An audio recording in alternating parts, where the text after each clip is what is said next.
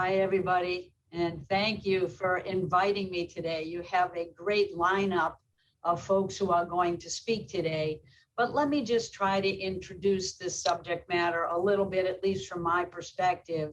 But before I do, let me thank Senator Becker for the introduction and for all of his commitment. But most importantly, before I begin doing anything else, let me thank all of you, all of your members, for their commitment to address the issue of climate change and to take quick and meaningful action in a time frame that science simply demands. You know, I want to assure you of a few things during this brief conversation before I get to spend a little bit of time with Ira, which I'm really excited about. You know, President Biden's commitment has been clear on climate change since early on in his campaign, and it remains incredibly strong. And I think you'll see that through some of the discussions we have about work that's already underway. But I know that he made a big commitment as well yesterday, and there was lots of news about it. But before we talk about that, let me bring you back to some of the commitments that the president has already made, because those are the commitments that are driving the work that I'm doing and the work that we must do together if we actually want to achieve some clear goals that are necessary for us to meet and bring the U.S. back into the international discussion in a way that the other countries are going to find us credible and meaningful. And I have a great partner in that area, John Kerry, who you'll be hearing from and speaking with later on. So let me just begin with recognizing that the actions that we're taking today stem not just from what the federal government and state governments are doing, like California, but also it is beginning to understand the need to engage boardrooms across the country, including Silicon Valley.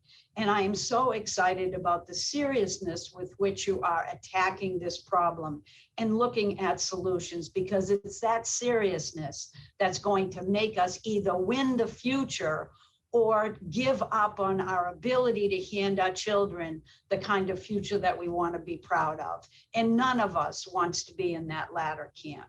And so when the president took office, he didn't just decide that he wanted to make a lot of promises, he wanted to keep them, which is why he created a whole of government approach, which now I am managing, to look at how we get our country back on track on climate change. And he's been clear all along since day one about the need to address climate change in a serious, deliberate, and ongoing manner. And he did that by saying climate change isn't just about what EPA or DOI does or something, and you'll be hearing from Secretary Regan, but it's also about rejoining the international commitment, and it's about a whole of government approach. Every single agency needs to participate in these solutions. So on day one, the president rejoined the Paris Agreement, and we have been working with Secretary Kerry on an ongoing basis to make sure that the international community knows how serious we are and that we are fully intending for the United States to help win that future with other countries. We unveiled a nationally determined contribution, our NDC, which is what's our commitment moving forward. And we have committed to reduce our net economy-wide greenhouse gas emissions by 50 to 52% below 2005 levels by 2030. And that is not a commitment we took lightly. It is a promise we have made. And we have looked at the data and what we can achieve on the basis of already existing technologies that if we just jumpstart their deployment, we can make this change happen. And we are actually looking at every level of government to continue to participate, as well as I've said before, start engaging the private sector more directly.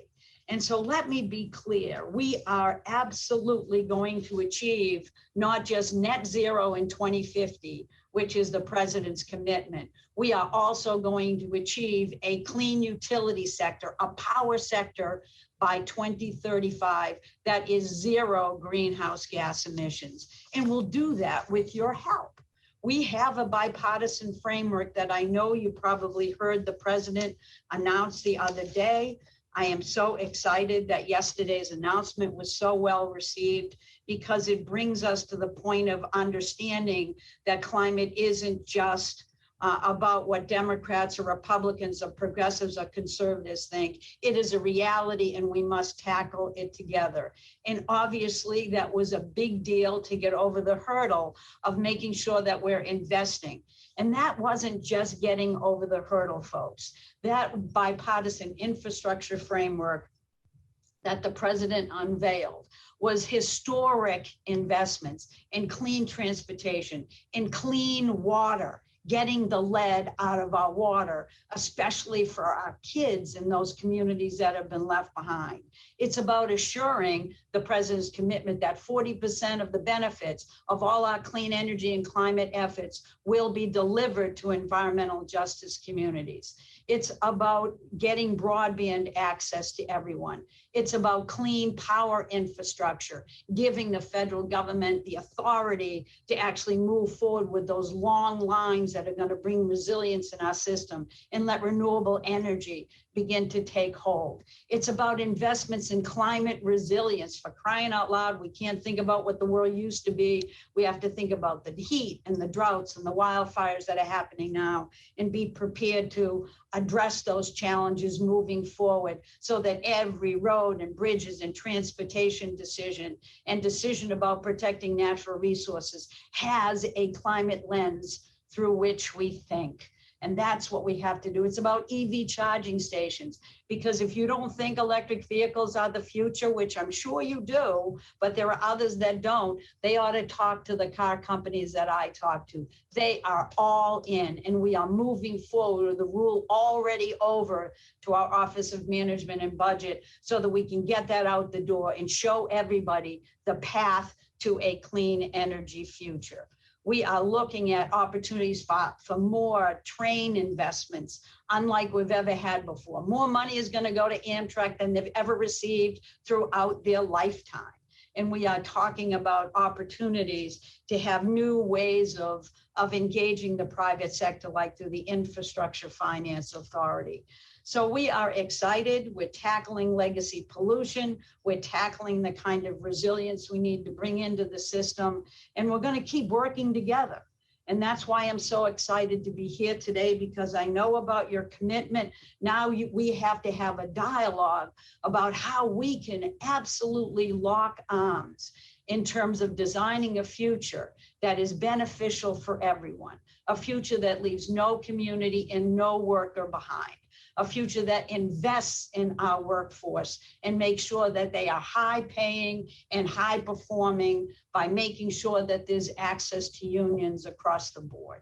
We are looking at opportunities here to turn this climate crisis into the best and most effective way to strengthen our economy and make it work for everyone. So with that in mind, I'd like to stop there and take a moment, and you can have a little opportunity to take a breath while a video goes, and then I'm going to jump in with Ira and make sure that we have a fun discussion. Thanks, everybody.